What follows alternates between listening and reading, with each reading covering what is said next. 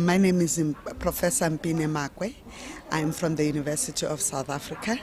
I just presented a paper now on analyzing policies, and the reason that I look at policies is that usually we look a lot about teaching and learning practices, but we don't look at the things that help us to get to that level. So the documents looked at analyzing policy in many African countries, not only in South Africa. I'm South African, but I analyze policies from Kenya, national education policies from Kenya, South Africa, Lesotho, Namibia, Rwanda, Zambia, and it's in those countries, Uganda, it is in those countries that I actually worked in assisting the countries to develop their own open distance learning policies. That's why I was looking at those policies and looking at them from the international level. What does the Sustainable Development Goal tell us in terms of the vision of education, and what are we doing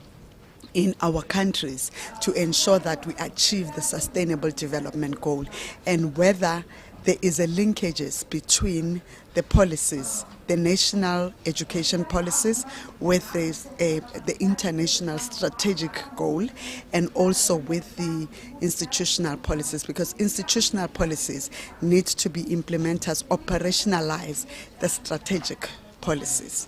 So basically, many of the countries identify open distance education as a means to widening participation. All of them actually do that.